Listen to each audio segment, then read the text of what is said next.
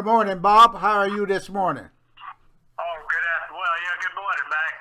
It's getting close to afternoon here, but I'm doing just great. I was out earlier groveling in the dirt, Yeah. getting ready to put my garden in. Well, right. I just wanted to welcome you this morning to the Mac Commentary. We have some breaking news here this morning. It seems like they're about to take Bill Cosby through the process of the judicial system and the courts on this here charge that's been alleged against him by this woman by the name, I believe her name is Andrea Constant. Uh, in Montgomery County, Pennsylvania, district judge there, Elizabeth McHugh, said she found probable cause in the police statement from the accuser to take Bill Cosby through the judicial process. So I think that's what really astounds me about all of this, Bob, is that here this is a lynching, technical media lynching of a black man who has done some wonderful things representing blacks in this country over the last 30, 40, 50 years or whatever. I mean, he has accomplished quite a bit, and he has been proud, shown that he's been proud to be a black man. But I'm just astounded that none of our so-called leaders or Sambos or sold-out Negroes or whatever you want to call them, none of them are coming to the defense of this man. None.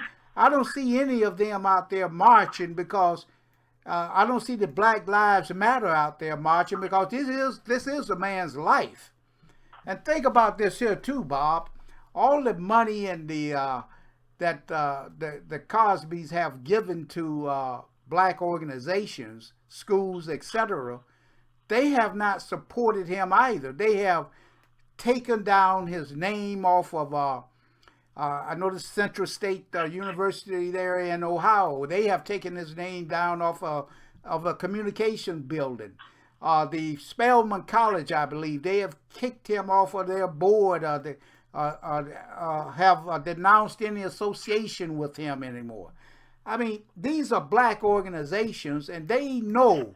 I mean, these people know. I mean, blacks know in this country how the power that be have treated black people and black men in particular over the years, and yet they are right now not supporting Bill Cosby or marching and saying this is outrageous.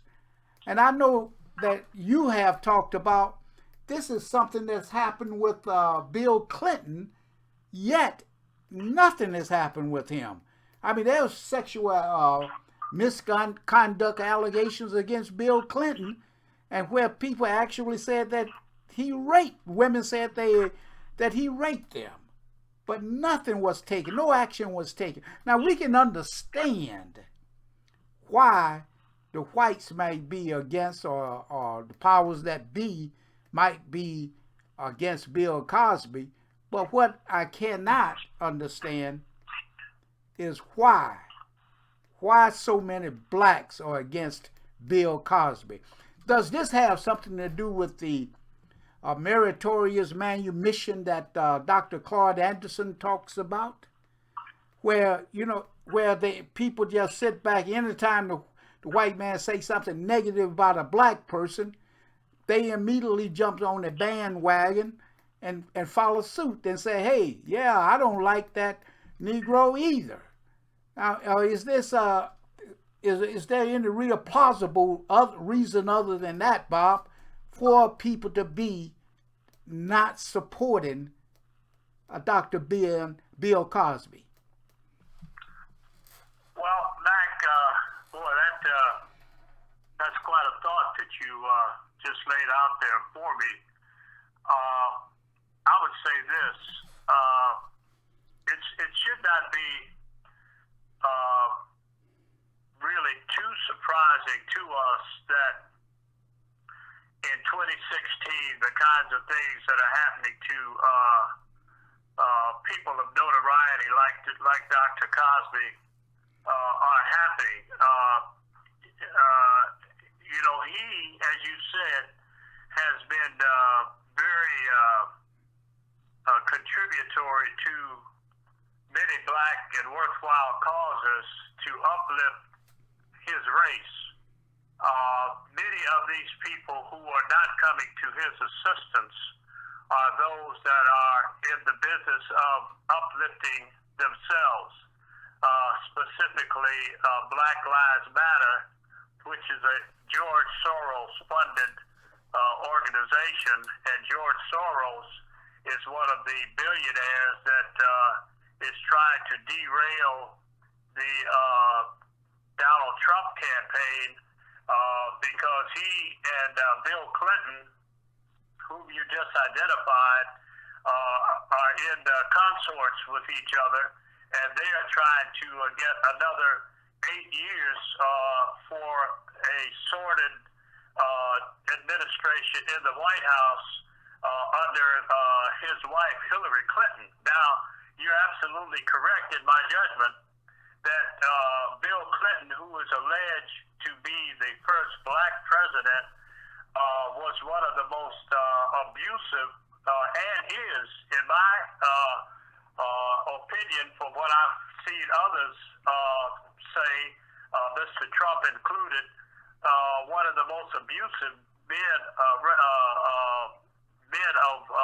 abuse of women in this country, and he did it. And you have, I think, 7 or 8 women who actively are trying to get their message out that they were literally raped by Bill Clinton, and Donald Trump called Bill Clinton a serial rapist. And yet, if these allegations, why don't they take him before a court of justice and give him the same kind of due process that has been given to Dr. Cosby? My opinion is this. They are trying to legally lynch Dr. Cosby just like they tried to legally lynch Clarence Thomas, one of our most renowned justices on the Supreme Court, because he's a black man.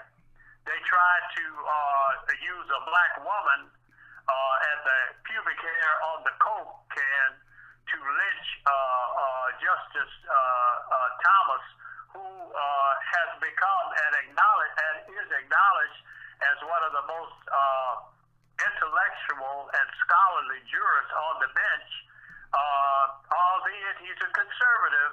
He's not one of these liberal progressives like George Soros and his ilk, Bill Clinton and Hillary Clinton, that America has adjudicating cases before the Supreme Court. I don't want to get off track here, though. I agree with you that the leaders, so-called black leaders in this country, are never going to do anything that is against their interests for these reasons. A, if a white man doesn't give them permission to do it, and B, if they're not getting paid for it. And so Dr. Cosby has not put enough of his money into their coffers so that they would come out and support him.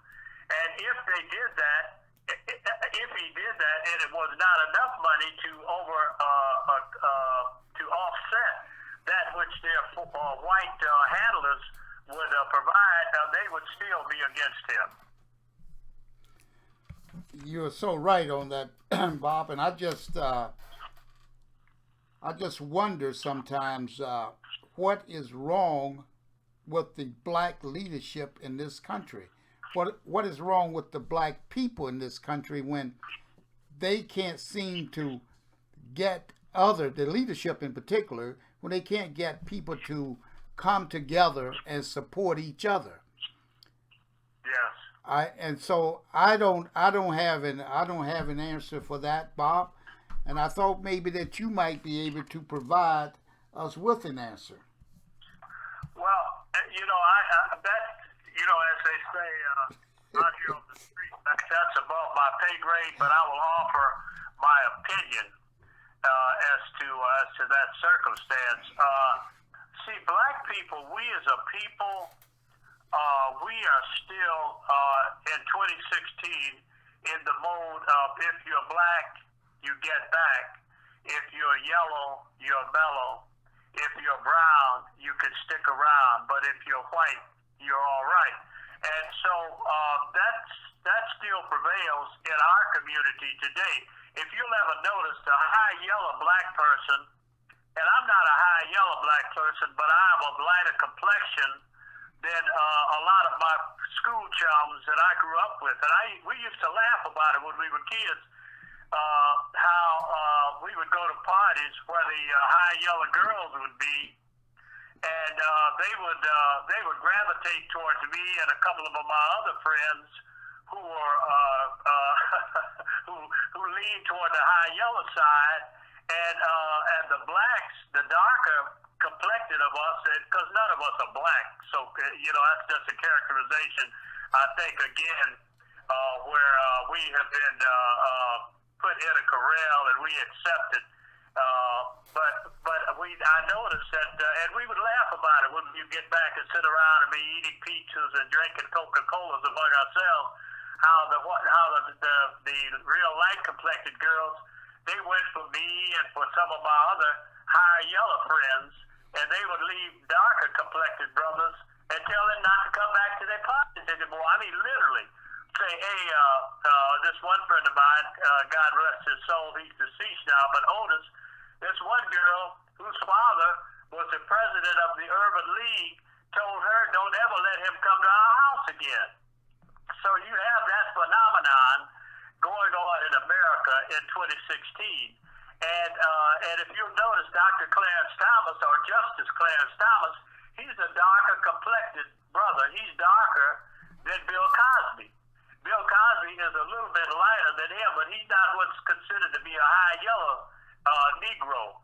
They tried to legally lynch Justice Clarence Thomas, and they're doing and performing of same legal lynching on Dr. Bill Cosby, and yet the first black president who looks to be white, Bill Clinton, they're letting him off the hook because he looks more like a white man, and yet he was the first black president to occupy the White House, and so they give him a bypass, and he has a white wife, and his supporters are all white, so black people will let him off the hook. You don't hear them clamoring for a legal lynching of a black man who looks white, but yet you hear them clamoring for the lynching of a black man who looks more like he's of the black race, so-called.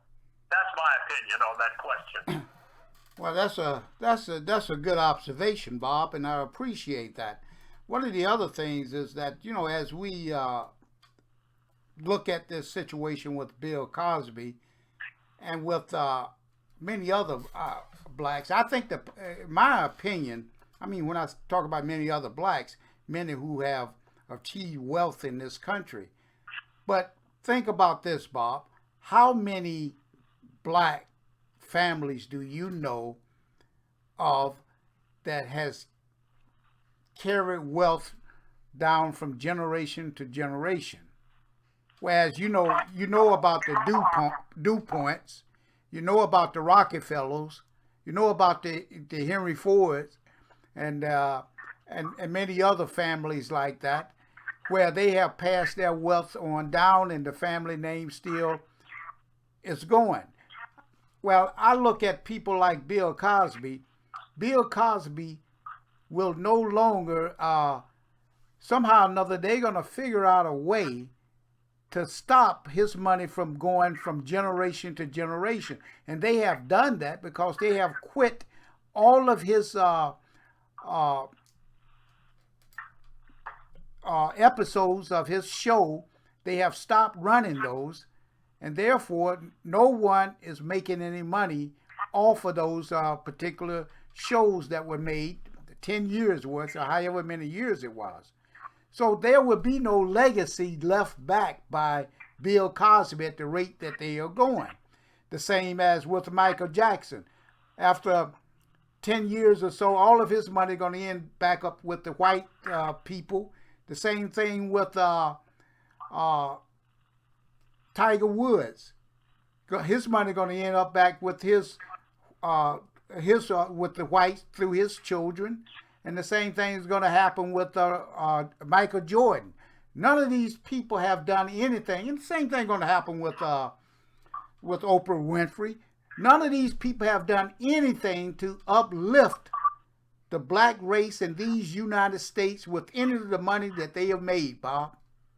I'm talking about like getting businesses going, doing vertical type of businesses that would benefit many blacks. And all of the money that they have made is going to end back up in the white hands. And you know who the whites I'm talking about, because those are the ones that have set them up for this. And those are the ones that own the newspapers. They own the banks. They own everything in this country, and they control that. And they are controlling blacks just with that money. Now, they don't want to see blacks as a group of people in these United States here come together. And the many blacks are willing to sell out in order to help stop that. That's my opinion today. Yeah, sure. Well, that's an interesting observation you make. I'd not thought of that you really don't see any named, at least to my knowledge, any named black. And the reason I say that it's interesting because I watch public television, and a lot of that is funded by foundations and private groups. And the names that you see, and when I'm seeing the names being run by there, I haven't seen a Brazelton yet, and it won't be because of my name, because I don't have any money or a trust to provide that kind of support. But the point that you're making, which I think is so well taken, is that you don't see foundations like the Ford Foundation, the Rockefeller Foundation, the DuPont Foundation, and all of these foundations that are providing uplift for the economy for black people in America, like you see for the other races. Because I've seen different other, here lately, I've seen different types of names, and they would suggest to me that perhaps those people are Latin people. But I don't want to get off track here. The point is this. When and Dr. Anderson talks about this, you see, we don't have a community because we don't have economics. What we have is a social gathering where we all live in different neighborhoods, and if we get a chance, get a pay raise or something like that, we get to move into another neighborhood. But there's no place you could go. You could go into certain cities. You could identify the Chinese area. You could identify the Puerto Rican area. Here in Detroit, you could identify the Mexican town, but you don't have a African town or a Black Lives Matter town where much of the wealth that is, as you were pointing out, that is accumulated over the years.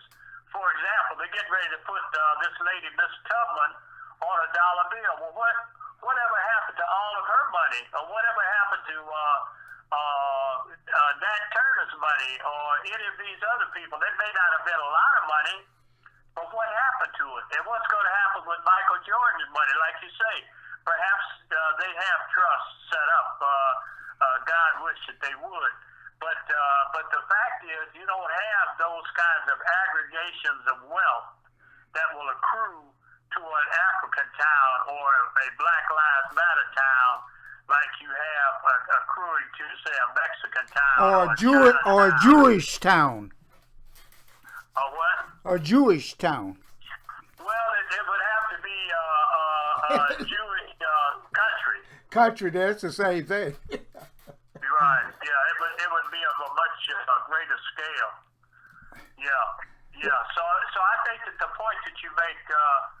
is quite poignant. But we don't. You see, you know what I've come to conclude back, and that's why I get out and grovel in the dirt and work in my little garden today, as you call.